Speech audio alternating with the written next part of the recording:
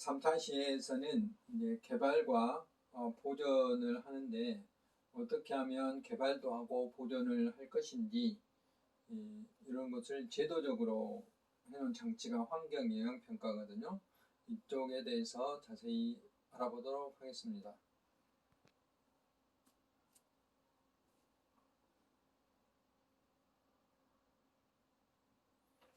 90년도 초반에 경남 양산시 청성산이라는 게 있어요. 청성산. 이 천성산에 터널을 뚫려고 했어요. 뭐 때문에 경부 고속철도공사, 그러니까 KTX를 이제 서울에서 부산까지 가기 위해서 이 터널을 뚫려고 그러는데, 이때 이제 도롱뇽이 만약에 터널을 뚫게 되면 이 위쪽에 이렇게 습지들이 있어요. 습지들이 몇 개 있는데, 만약에 터널을 뚫어버리면 이 습지의 물들이 터널로 빠져나와서 물이 고갈돼서 생물들이 다 죽을 것이다 라고 이제 이야기를 내서 도룡뇽을 앞세워서 소송을 냈어요. 소송 2003년도에. 그래서 대법원은 어떤 판결을 냈냐면, 도룡뇽은 소송 대상이 아니다 해서 이건 재판을 할 수가 없다 해서 판결을 내렸어요. 공사를 중단할 이유가 없다 라고 판결을 냈어요. 그러니까 환경에 도룡뇽의 친구들이 낸 소송에서 고속철도 터널 공사가 환경에 영향을 크게 미치지 않는 것을 조사되어 공사를 중단할 이유가 없다 라고 이제 판결을 내린 거죠. 이걸 그러니까 환경영향평가를 제대로 했으면, 또는 신뢰가 되고, 환경영향평가는 두 가지예요. 과학적인 것 하나하고 주민과의 소통, 그걸 이제 수용성이라고 부르거든요. 이 두 가지가 동시에 인정이 돼야지만 어떤 사업을 할 수 있는 거예요. 그런데 여기 보시면 이제 스님이 이 단식 농성을 할 정도로, 단식을 할 정도로 이렇게 이제 반대가 심했던 거죠. 그래서 소송 대상인 도룡뇽의 지위를 인정을 안 한 거죠. 근데 최근에 이제 보면은 이런 거예요. 그래서 그때 조사를 해서 이런 문제가 있다 하는 것을 예측을 해서만 문제를 삼는 건데, 실제로 이제 터널 뚫려서 지금 다니고 있어요. 사업을 다 해서. 지금 현재 상태는 어쩌냐? 평가가 두 가지예요. 도룡뇽 안 죽고 잘 살고 있고, 또 가재도 잘 살고 있어요. 현재. 근데 이제 옛날보다는 소나무라든지 오리나무라든지 이런 것들이 조금 더 많이 나오고 있다는, 그 말은 나무가 많이 자란다는 것은 그만큼 육지화가 돼가고 있다라고, 이제 육화라고 하죠. 육지화가 돼가고 있다라는 시각도 있다는 거죠. 그래서 그전에 살고 있던 이런 그 도룡뇽이나 가재도 살고 있는 반면에 이 소나무나 이런 것들, 이게 이제 자연적인 현상인지 아까 공사 때문에 있는 건지는 지속적으로 조사를 해봐야 되겠죠. 그래서 현재 상태는 이렇다, 이렇게 논란이 많았었는데 생각보다는 영향이 크지 않았다라고 이제 확인이 된 거죠. 또 작년에 설악산 오색케이블카라면, 여기 보면 이제 그 대청봉에 한 1.4km 이쪽 떨어진 곳까지 케이블카를 이렇게 만들어서 이제 등산을 하지 않고 케이블카를 타고 올라가겠다는 게 이제 강원도의 그런 방침이었죠. 근데 이제 초창기에 이게 이제 굉장히 오랜 시간 걸렸어요. 환경영향평가 잘했네 못했네 하고, 이제 환경단체들은 이렇게 하고, 또 강원도 주민들은 또 하려고 하고, 관광객이 오니까 그러겠죠. 근데 결론은 이게 이제 그 부동의라는 게 있어요. 환경영향평가에 인정할 수 없다. 부동의가 내렸는데, 부동의의 원인은 여기가 그잖아요. 설악산이 자연환경 보전지구, 국립공원은 자연공원이라고 해요. 또 백두대간, 우리나라의 백두산부터 지리산까지 우리나라의 척추의 산맥, 이걸 백두대간이라는데 여기 이제 자연환경이 굉장히 좋은 것이기 때문에 이건 별도의 법으로 관리를 하고 있어요. 또 천연보호구역 이런 것이기 때문에 이쪽을 이제 생태적으로 보존 가치가 높은 지역이고 또 사냥, 천연기념물이 살고 있어요. 몇 종의 동물이. 그래서 이런 지역에서는 과도한 지형변화, 자연적 피해 때문에 이거는 그 케이블카 공사를 하면 안 된다 하는 것으로 반대를 하고 있지만은 환경부에서 결론을 냈어요. 근데 이제 부동이라는 것은 사고 완전히 못하게 하는 건 아니에요. 이건 이렇게 문제가 있기 때문에 예를 들어 강원도에서 또 다른 방법으로 또 하면 또 다시 환경적 검토를 해야 되는 것이죠. 부동이는 환경영향평가는 사업을 하라 마라 하는 건 아니고 이런 문제가 있기 때문에 사업을 현재 상태로는 안 된다는 것이죠.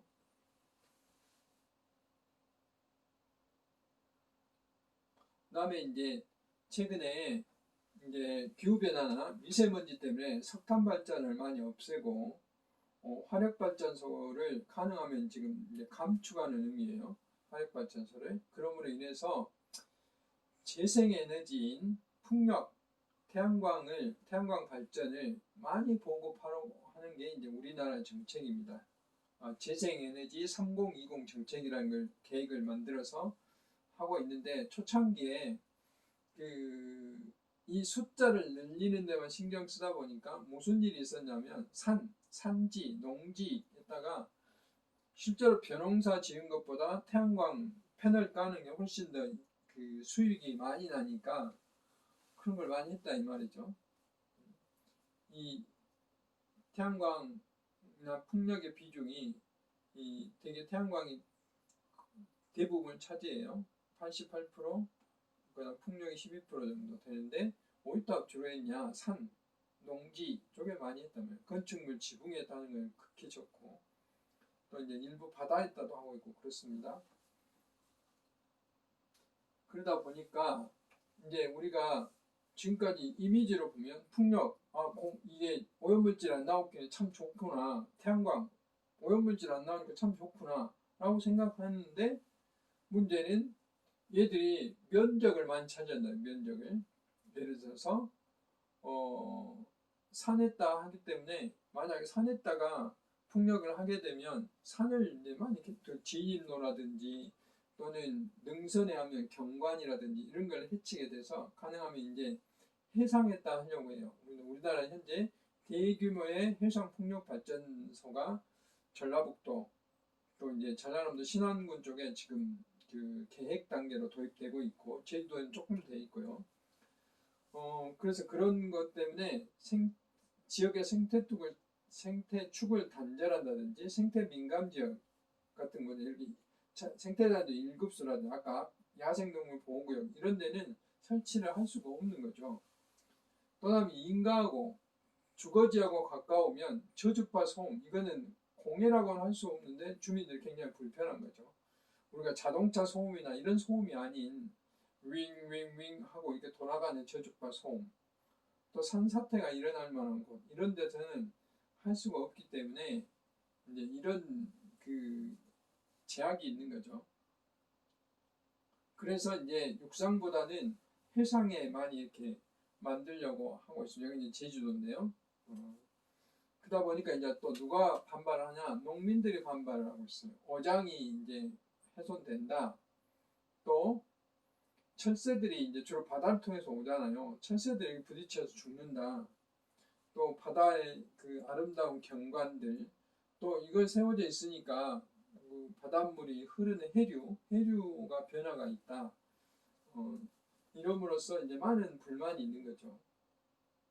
그래서 이제 이런 것들을 해소하기 위한 대책이 아예 이걸 계획할 때 또 농민들이 들어오고 과학적인 예측을 하고 그 다음에 이제 어떤 정책을 피고 있냐면 여기에 어장을 같이 만드는 거예요. 어장도 만들고 여기 발전에서 나오는 수익들을 어민들한테도 주는 거예요. 이익의 일부를. 또 어민들한테 이 발전 회사를 만들 때 투자를 하도록 하는 거죠. 그래서 그 이익을 또 나눠주기도 하고 이런 그 다양한 방법들로 어민들과 함께 가는 그 정책들이 되어 있고, 또 환경 측면에서는 이런 경관이라든지 철새 이동이라든지 또는 바닷물의 유동 이런 것들이 되도록이면 적게 될 수 있도록, 어떨 때는 이제 지금 한참 개발하고 있는 부유식으로 기둥을 세우지 않고 하는 방법들도 지금 개발이 되고 있어요. 태양광은 지금까지 우리가 이제 이렇게 허가를 했어요. 그러니까 문제가 되죠. 이렇게 멀쩡한 땅에 이렇게 나무를 제거하고 여기다 이제 태양광 패널을 깔았기 때문에, 또 염전에다가 이제 이렇게 태양광을 깔았죠. 그래서 태양광이 온실가스를 발생하지 않게 하기 위한 좋은 방법인데, 온실가스 흡수원인 나무를 제거해버려, 거꾸로. 그 다음에 생물 서식지를 없애버리고, 그러다 보니까 경관이 이렇게 뭐 공시 있게 훼손하는 문제, 또 이렇게 되니까 산사태 우려도 있고, 최근에 뭐 수해 때문에 산사태, 태양광 때문에 안 그런다고 이제 발표는 됐지만 그래도 우려는 있는 것이죠. 이런 여러 가지 이제 환경 문제가 그 제기가 된 거죠. 그다음에 이제 염전이나 농지에 태양광을 하니까 무슨 일이에요? 생산 능력이 떨어지게 되는 거죠. 그래서 이제 이런 조치가 나왔어요. 기존에는 경사가 이렇게 급한데 25도도 허가가 나왔는데 지금 이런 데는 허가가 안 나요. 이렇게 15도로 낮춰진 거죠. 경사가 원만한 허가가 날 수 있고, 또 보조금을 지급했던 거, 이게 좋은 사업이기 때문에 보조금 많이 지급했는데 30%로 축소가 됐고, 또 이 산재시 임할 사용 허용 기간도 20년 제한으로 이렇게 끝나면 다시 복구하도록 하는 이런 이제 그 제한들을 많이 하게 된 거죠. 그러면서 이제 그 산림청에서 지금까지 우리나라가 태양광 발전으로 사라진 숲이 축구장 3,300개 정도 넓이에 해당된다는 거죠. 엄청난 면적이 숲이 없어지고 있다 하는 것이죠. 2010년에 30헥타르였는데 17년에 1,434헥타르로 47배가 증가하는, 그만큼 이제 우리가 에너지가 많이 필요하기 때문에 이건 바람직한 거예요. 근데 뭐가 돼야 되겠죠? 환경 영향평가를 제대로 해서 앞에서 봤던 이런 다양한 문제들이, 이런 현상들이 안 나타나야 되는 것이죠. 그러니까 이렇게 평지에 또 우리가 농사를 짓지 못하는, 또는 염전이 이제 폐염전 이런 데다 주로 이제 태양광과 풍력을 하게 되는 것이죠. 그래서 발전 설비 용량이 지속적으로 늘어나고 있어요. 우리나라 이제 2030년도까지 그 전체 전력 생산량의 20% 이상을 이제 재생에너지로 하겠다라고 이제 이미 계획을 짜고 있기 때문에 계속 늘릴 거예요. 주로 요즘은 이제 풍력이 많이 늘어나고 있지만요. 그래서 태양광이나 풍력을 하는데, 신재생 에너지, 재생 에너지를 하는데 이제 부지를 함부로 만들 수가 없기 때문에 정부가 어떤 대책을 내놨냐면 계획 입지 제도라는 걸 만들었어요. 계획 입지 제도의 가장 큰 요점은 주민들의 수용성이에요. 주민들이 받아들일 수 있도록 주민이 직접 참석을 하는 거죠. 그 다음에 이익을 주는 거예요. 이익을. 그다음 환경성, 환경 영향 평가라도 이걸 제대로 하는 거예요. 그래서 지역사회 기여라는 것은 이익을 그동안에 사업자가 가져갔는데, 사업자뿐만 아니라 지자체, 거기에 해당하는 주민들한테도 나눠주는 거죠. 그러면서 이런 수용성과 환경성이 고려가 되면 누가 이것을 부지를 발굴하냐면 광역지자체, 광주시나 또는 전라남도 이런 광역지자체가 부지를 발굴해서 정부가 승인을 하면 민간 사업자한테 이제 여기는 공모를 하는 거죠. 이제 여기는 태양광이나 풍력을 할 수 있는 곳이기 때문에 하라라고 하는 것이죠. 이제 거기에 대한 것을 그림으로 설명해 놓은 것입니다. 이렇게. 그래서 최종적으로, 그러니까 사업자들은 굉장히 이제 유리해졌죠. 이런 주민들하고 직접 설득하고 뭐 이런 거 할 필요가 없기 때문에.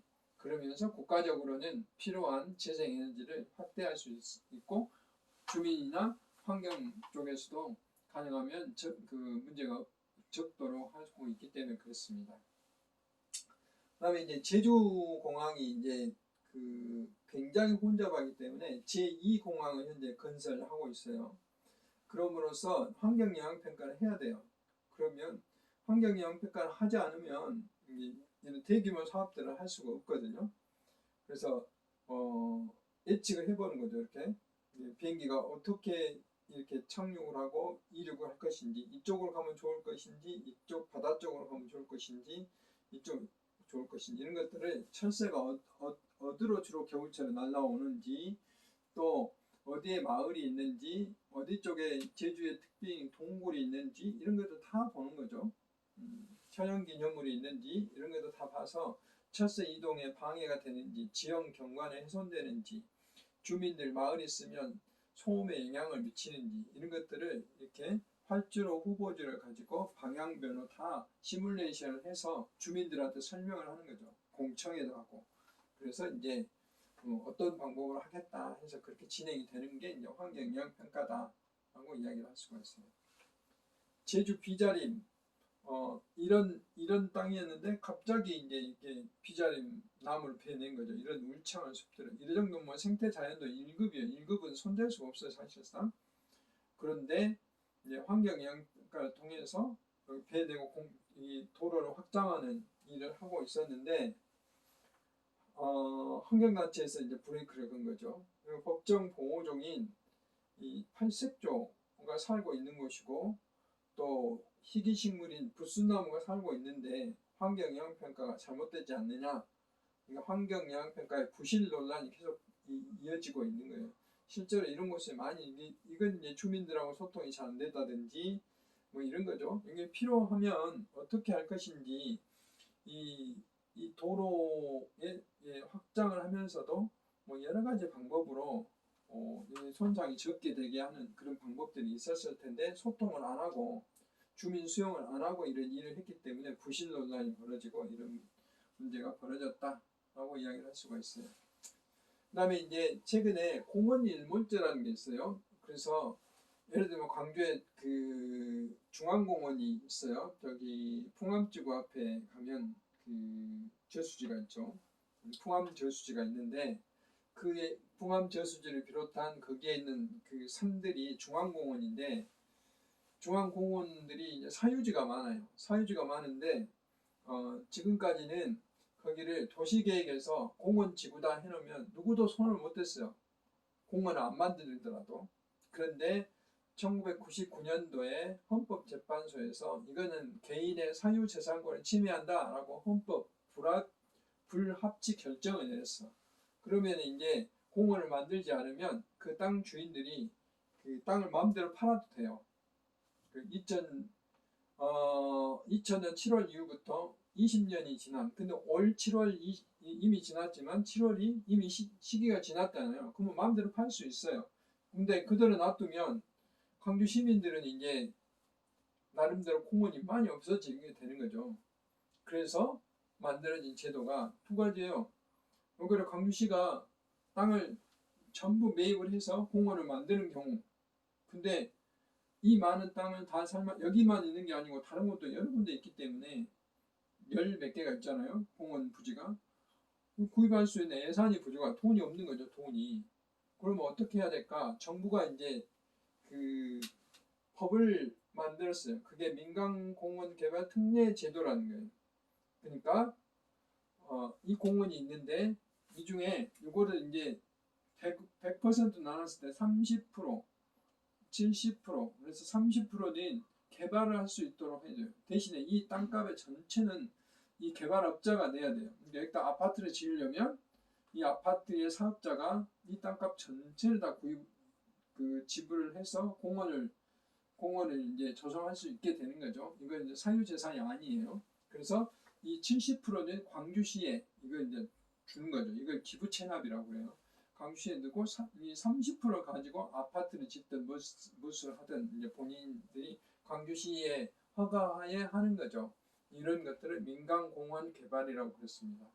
70%는 공원으로 놔두고 나머지 30%를 이제 주거지역, 상업지역, 녹지지역, 주로 이제 아파트를 많이 짓죠. 비공원 시설을 만들 수 있도록 하는 게 도시공원 및 녹지 등에 관한 법률이 만들어졌습니다. 그래서 여러분 언론상에서 자꾸 민간공원 특례사업이란 말이 나오고 공원 일몰제란 말이 나오는데 이것은 헌법재판소에서 헌법 불합치 결정이 나서 이런 제도가 생겼다. 공원을 완전히 없애버리지 않기 위한 그 자구책이다라고 생각하면 됩니다.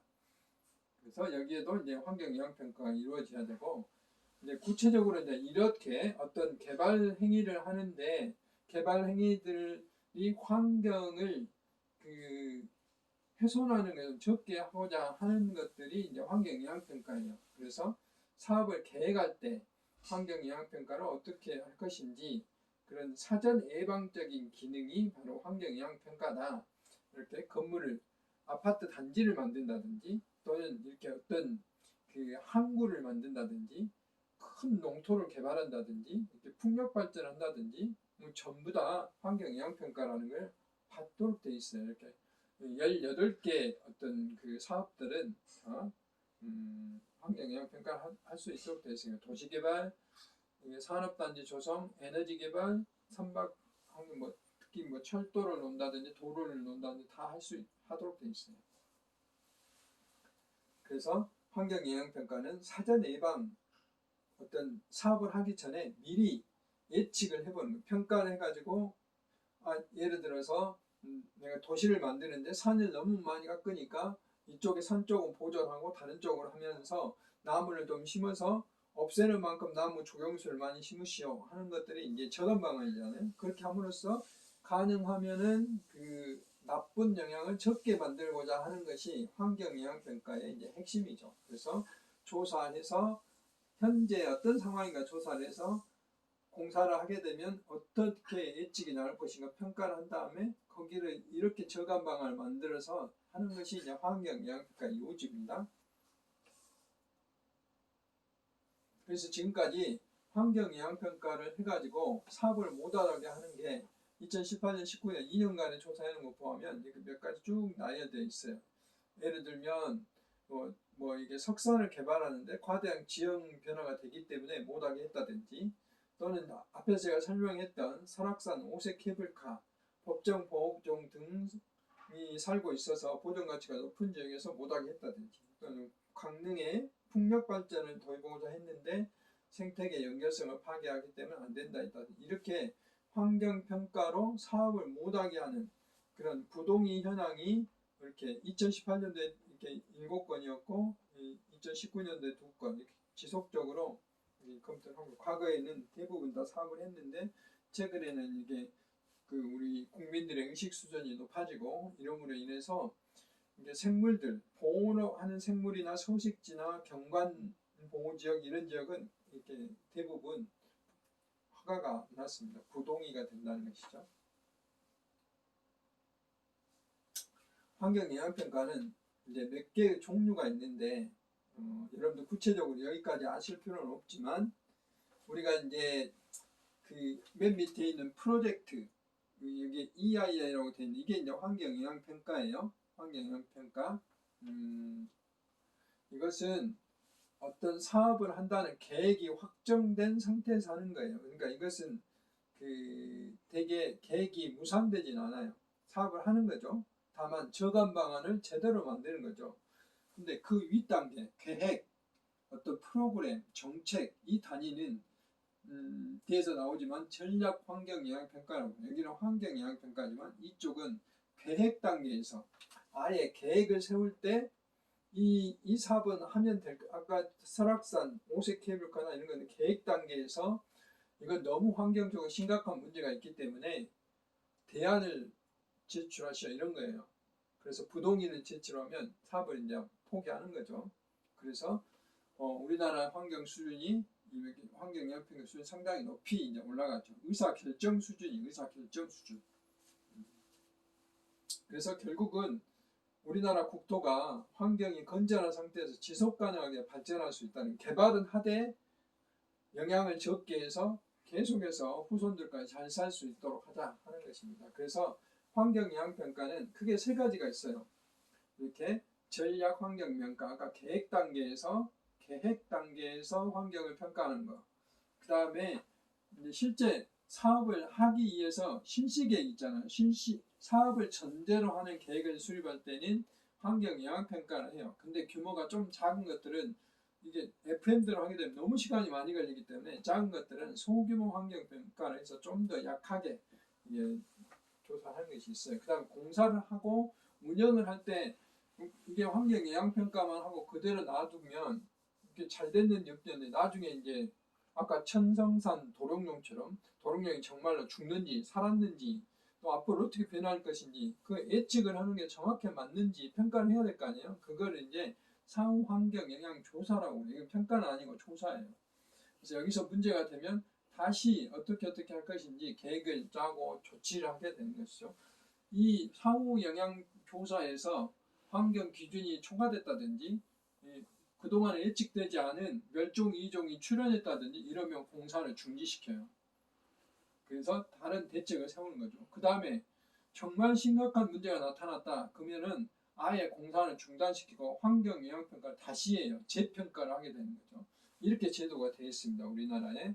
그래서 이 계획 단계부터 사업 단계, 그 다음에 사업이 시작되고 운영 단계까지 이렇게 피드백을 할 수 있도록 되어 있다 하는 것이죠. 그 중에 이제 환경 영향 평가 중에 소규모 영향 평가는 주로 이런 데서 해요. 규모가 적고 그 다음에 이렇게 그냥 그 무계획적으로 막 난개발이 되는 경우가 있어요. 이렇게 공장이 들어서고 옆에가 뭐 그 가정집이 있고 뭐 이러다 보니까 이 마을 인근에 공장이 계속 들어다 보니까 이 공장 주민들이 이제 공장에서 나오는 배기가스로 그 피해를 입는 경우가 우리나라에 몇 군데가 나와요. 뭐 인천 뭐 4월 말이라든지 또는 지금 그 김제에도 이런 일이 있고 뭐 몇 군데가 이런 일이 있어요. 이런 것들을 미연에 방지하기 위해서 소규모 환경 영향 평가를 이렇게 조그만데도 다 하도록 이제 되어 있는 것이죠. 그래서 아까 제가 사후 환경 조사에 대해서 말씀드렸는데 시작만 하면 안 되기 때문에 끝을 어떻게 하는지 여기까지 다 하는 거죠. 지금 이제 평창 동계올림픽 이후에 이 가리왕산의 활강 경기장 스키 타고 내려오는데 이걸 다시 이제 메꿔서 보존해야 되는데 지금 이제 환경 영향 조사에서 이걸 하시오라고 이행 명령 내렸는데 강원도는 지금 아직 버티고 있죠. 이거는 또 다른 이제 행사를 하기 위해서 이왕에 깎았으니까 한번 이용해보자 하는 거고 환경 영향 평가에서는 이미 이거 복원하도록 돼 있기 때문에 복원이라 하는 것이죠. 그래서 이제 시민단체에서 지금 이런 시위도 하고 있고 이런 현상을 볼 수가 있는데 이런 게 이제 사후 환경 영향 조사 단계에서 관리를 하게 되는 거죠.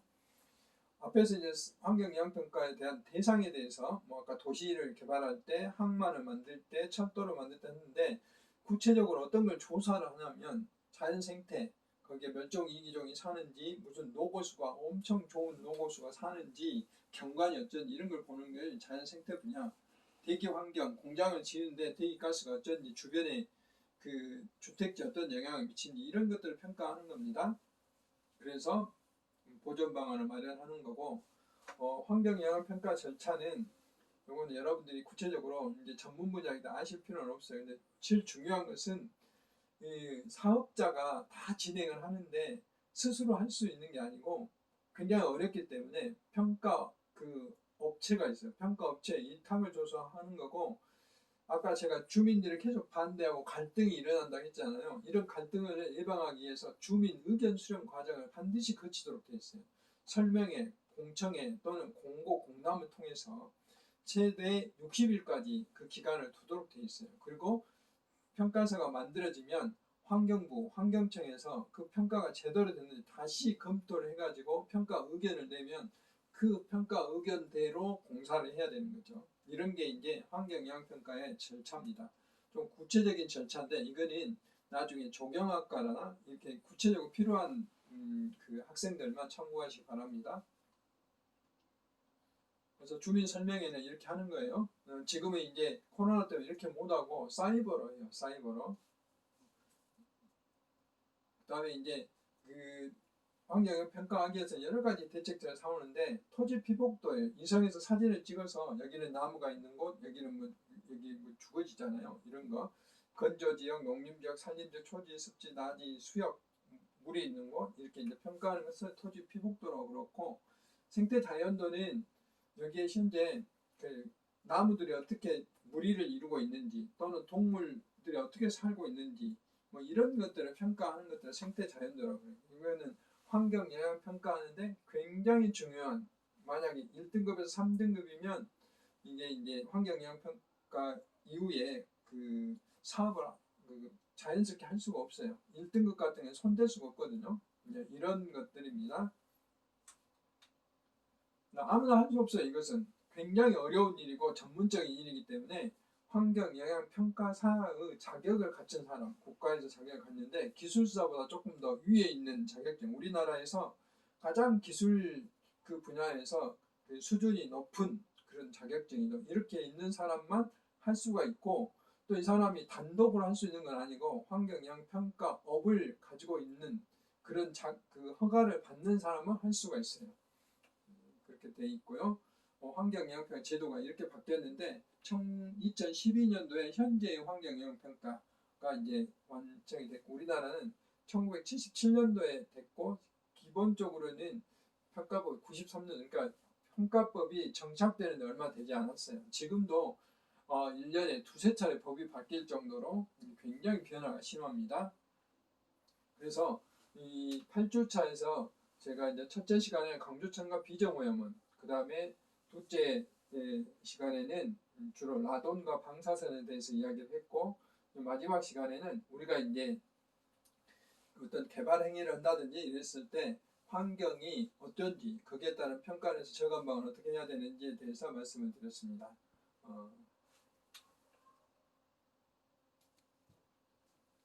장시간 강의 들으시느라 수고 많으셨습니다.